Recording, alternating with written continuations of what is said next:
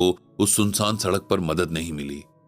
जब तक उन्हें किसी ने हॉस्पिटल पहुंचाया तब तक दोनों का काफी ब्लड लॉस हो चुका था। मेरी मम्मी तो होश में थी, लेकिन मेरे पापा बेहोश थे। डॉक्टर्स ने बहुत कोशिश करके उनकी जान तो बचा ली, लेकिन मेरे पापा बिस्तर पर पड़ गए। उनकी लाइफ बहुत मुश्किल हो गई थी, फिर भी किसी तरह हम मैनेज कर रहे थे। कुछ महीनों पहले उन्हें अचानक से ब्रेन स्ट्रोक हुआ और फिर वे कभी होश में नहीं आए, कोमा में चले गए। फिर भी हमने उम्मीद नहीं छोड़ी और उनका ट्रीटमेंट और सेवा करते रहे। लेकिन कल हमें डॉक्टर्स ने बोला कि अब उनके रिकवर होने के कोई चांसेस नहीं है।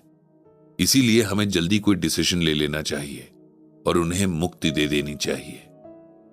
मैं ये सुनकर कुछ भी सोच नहीं पा रहा हूं। मेरा दिमाग कहता है कि मेरे पापा बहुत दर्द में हैं, लेकिन मेरा दिल कहता है कि क्या पता कोई चमत्कार हो जाए और वो ठीक हो जाए। ऐसे कई किस्से हैं जहां लोग कई सालों तक कोमा में रहकर लौट आए हैं।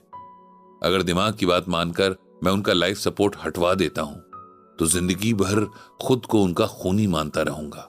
और अगर दिल की सुनता हूं तो ऐसा लगता है कि सिर्फ अपनी इस तसल्ली के लिए कि वो हमारे साथ हैं, मैं उन्हें इतना कष्ट दे रहा हूं। बस इसी कश्मकश में हूं।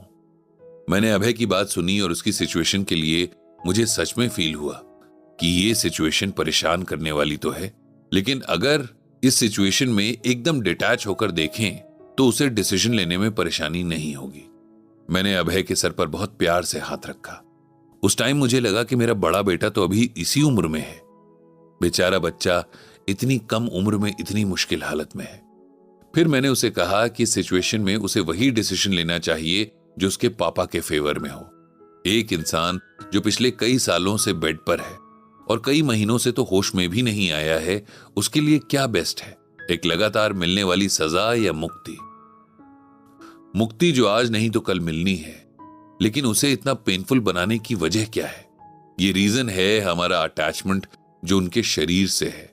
हम इतने स्वार्थी हैं कि अपने इस अटैचमेंट के लिए उन्हें तब भी दुख दे रहे हैं जब उनकी देखभाल करने वाले डॉक्टर्स भी अपनी उम्मीद खो चुके हैं। मैंने अभय से कहा कि बस एक बार डिटैच होकर देखे तो उसे समझ आ जाएगा कि उसे क्या करना चाहिए, और डिटैच होने के लिए उसे भूलना होगा कि वे उसके पिता हैं। उसे बस ये याद रखना होगा कि एक आत्मा है जिसे अपने सफर पर जाना है, लेकिन किसी का अटैचमेंट उसे जकड़े हुए है। मैं नहीं जानता कि उसके बाद अभय ने क्या डिसाइड किया, लेकिन मैंने उसे अपने पास रखी श्रीमद् भगवद गीता की कॉपी दे दी कि अगर इसे पढ़ोगे तो अपना डिसीजन लेने में मदद मिलेगी।